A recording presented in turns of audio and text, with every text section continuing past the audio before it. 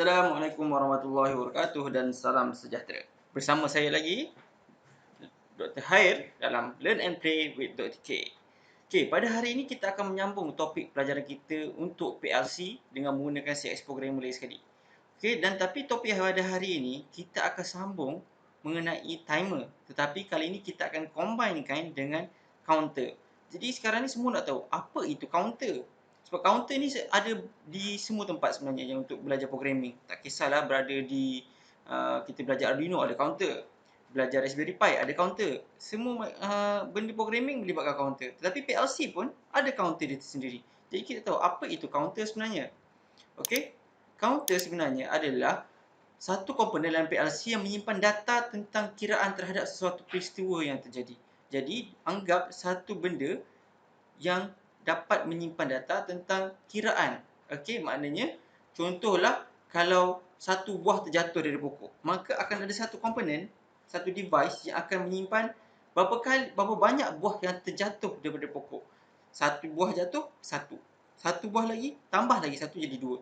Jadi ia dapat mengetahui jumlah kekerapan terhadap sesuatu perkara, sama ada dia boleh dalam keadaan tolak ataupun tambah. Kita anggap sebagai tally counter yang biasa orang guna kadang untuk berzikir dan sebagainya, di mana kiraan tu akan bertambah sekiranya kita menekan button tersebut. Okey, kita tekan butang tersebut maka dia akan bertambah. Tekan tambah satu, tekan lagi tambah satu yang biasa digunakan. Okey, ini adalah kegunaan counter, sama juga dalam PLC. Okey, jadi di sini biasanya apakah aplikasi counter yang kita lihat di industri? Kita tengok dia contoh dia adalah untuk mengira jumlah produk di assembly line, di mana dia akan menggunakan sensor. Contohnya sekiranya kita letak produk-produk kita di assembly line, dia akan melalui satu sensor. Sekiranya produk tersebut telah melepasi sensor, maka dia akan tambah. Okey, tambah satu. Satu lagi, tambah satu. Maknanya setiap kali produk melepasi sensor tersebut, secara automatik dia akan menghantar signal kepada counter untuk increment. Sama juga mengira jumlah tertentu yang dikehendaki. Contoh dia kata isi dalam kotak ni hanya 10 biji buah sahaja. Maka dia akan kira 10, 9, 8, 7, 6, 5, 6, 1, kosong.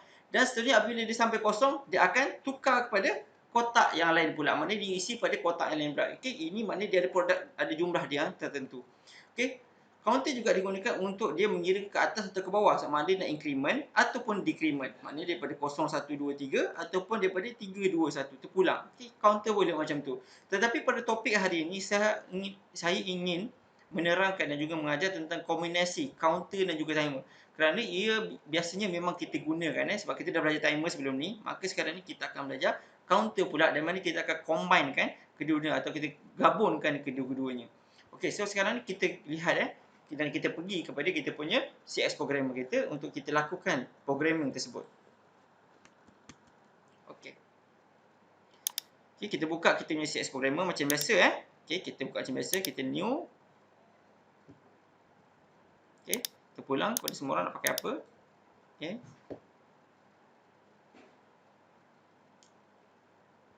Okey, jadi di sini saya akan menerangkan serba sedikit tentang macam manakah counter ni berfungsi. Sebab counter ni dia agak berbeza sikit daripada timer, tetapi kita menggunakan command yang sama, iaitu di sinilah new PLC instruction, cuma nanti kita tulis tu berbeza.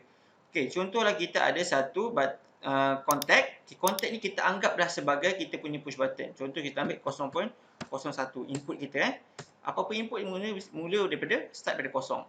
Okey, contohlah dan juga kita teruskan kepada kita punya counter. Ini saya bagi contoh saja. Okey, counter ni dia punya instruction dia, okey, macam timer dia ada TIM tu lah. TIM is stand for timer. Tetapi untuk counter dia stand CNT. Di mana CNT stand for counter. So CNT berapa sama juga ada nombor dia. Nombor yang berapa? 000, jarak, okey, hashtag, okey. Hashtag dia sama juga hash dia. Nombor berapa kali kita nak count. Okey. Berapa kali kita nak count, contoh kita kira sebanyak 5. Bukan 50 tau, 5. Sebab dia memang macam ni, dia 5 saja. Komen terpulang nak letak tanah. Okey. So, dia akan keluar macam ni lah. CNT 000 hashtag 5. So, 5 ni adalah sebanyak 5 kali dia akan bilang. Dan counter ni operasi dia sama macam timer, di mana dia akan count down. Maknanya daripada 5, 4, 3, 2, 1, 0. kosong. Apabila dia telah mencecah kosong, barulah dia akan energize ataupun menyala. Sama, konsep dia sama macam timer. Okey. Maka apabila dia telah mencapai nilai kosong, barulah dia akan menyala dan membenarkan arus melaluinya. Cuma bezanya ni di sini, counter ada lagi satu pin ataupun keluaran di sini ataupun input di sini, input di sini di mana dia memerlukan satu lagi. Di mana ini bertujuan untuk reset semula. Okey, kita nak reset semula counter ni supaya bilangan daripada kosong, kita nak reset supaya bilangan dia naik balik kepada 5 atau bilangan daripada asal. Value dia balik kepada asal. Okey, ini adalah button reset. Contoh kalau kita nak reset dia, okey, kita nak reset, contoh saya letak 002 sebagai button reset. Okey, kita sambungkan pada sini. Okey, maka sudah jadilah kita punya counter. Tetapi kita nak cuba lihat macam mana counter ni berfungsi. Jadi kita letakkan dia punya contact. Sama juga, dia ada contact seperti timer, dia ada contact. Okey, di mana selepas sini energize, macam mana kita nak sambungkan dia? Dia perlukan contact. So, contact dia sama juga. Okey, seperti timer, contact dia bermula huruf T. Tapi untuk counter, dia bermula pada huruf C. Okey. So, C berapa? C000. Mengikut nilai nombor yang sama lah contact number ni. Enter. And then kita tersambungkan kepada kita punya output. Okey, 100.00. Okey, so sekarang ni kita dah jadi untuk operasi simple kita punya counter. So kita boleh run. Okey, kita run dulu.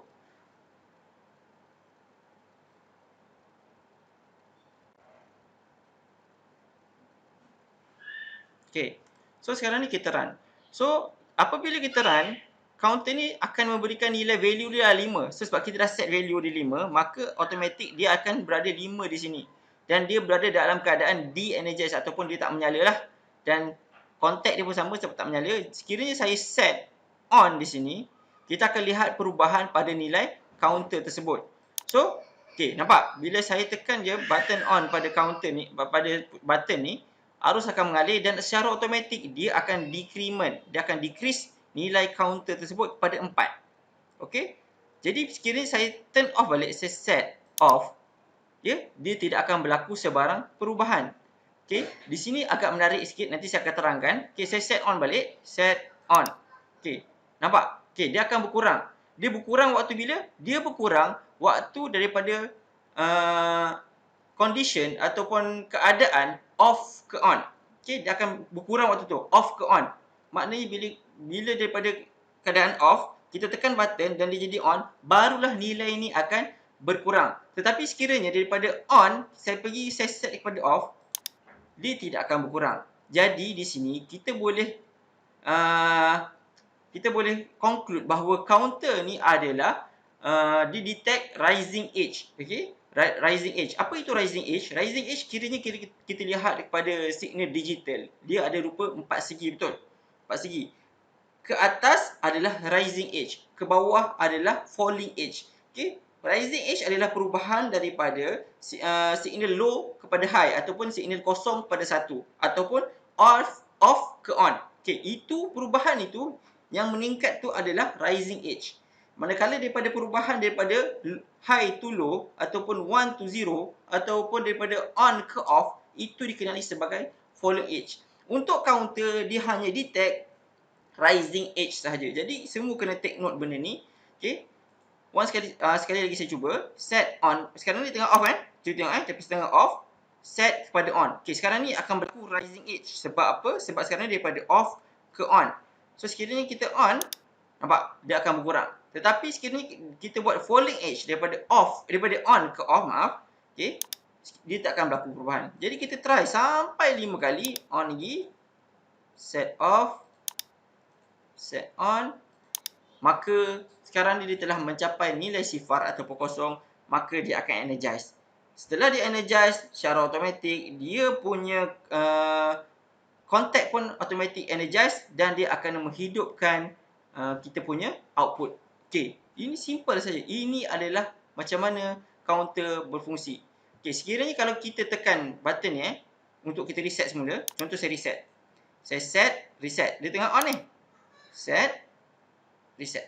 On So automatic kita lihat dia akan kembali kepada nilai asal 5. Dan automatik apabila dia mencapai nilai 5 atau nilai asal ataupun nilai selain daripada sifar, maka dia tidak menggunakan arus untuk mengalir. Maka secara automatik dia akan Jadi open jadi semula, jadi buka semula lah.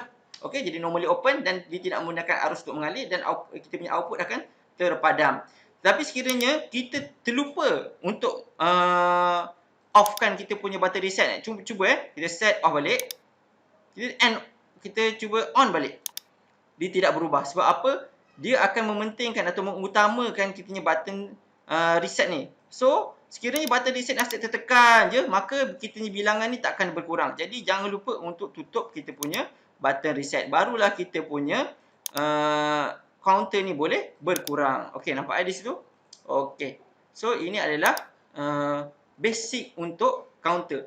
Tetapi sekarang sekiranya kita nak menghubungkan antara timer dan counter macam mana? Contoh, kalau kita nak buat lampu raya lah, senang cerita. Okay? So, kita nak buat lampu raya. Kita nak dia lip lap, dia blinking. Contoh, kita ada satu LED. Kita nak dia blinking 5 kali. Okay? Lip lap, dah berhenti macam tu. Contoh, kita bagi contoh. Jadi, kita buat tu. Jom.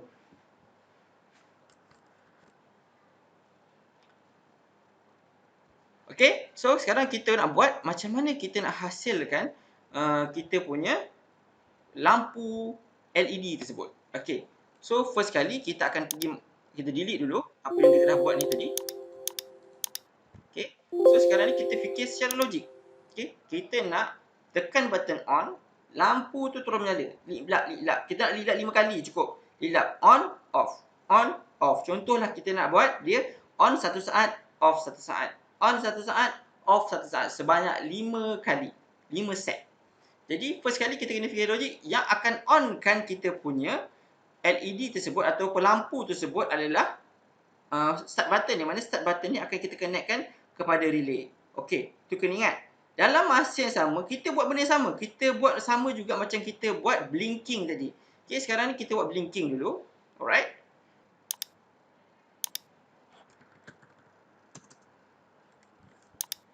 Okey, ini adalah lita blinking kita yang kita telah buat tadi. Okey. So sekarang ni kita boleh test balik semula.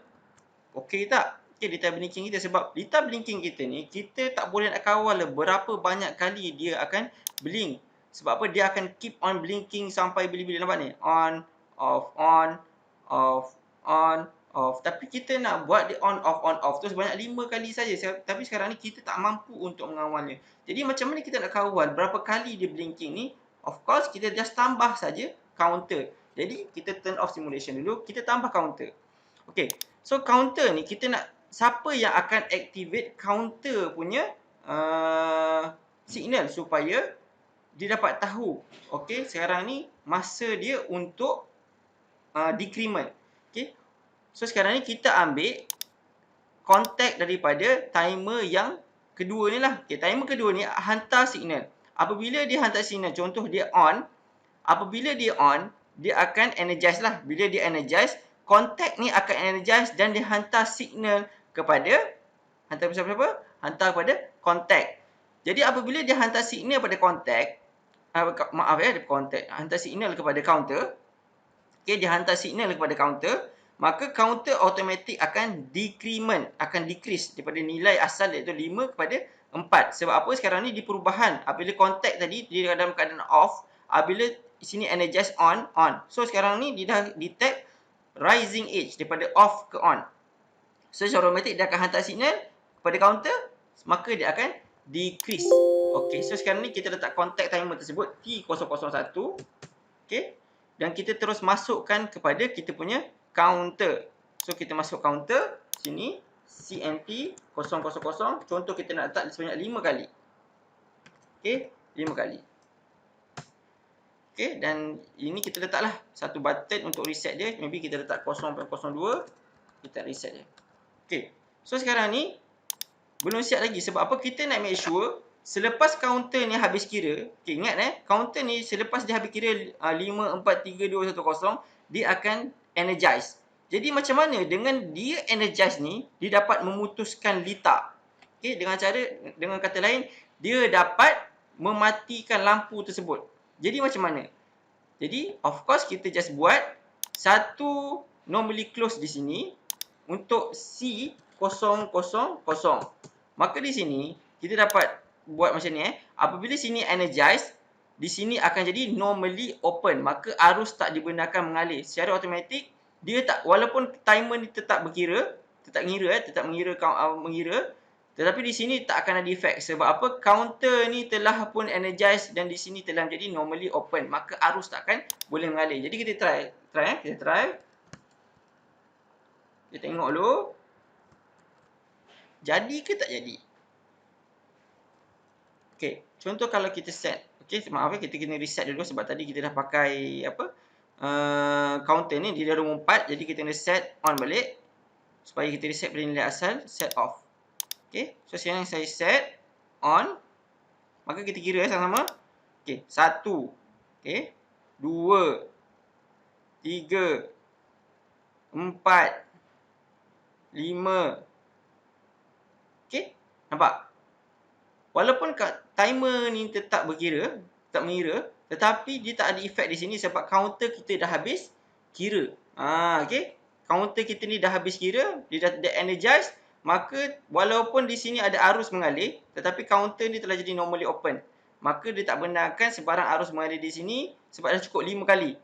Okey, dah cukup 5 kali, maka dia dah kita dah boleh buatlah 5 kali sahaja dia menyalalah blinking.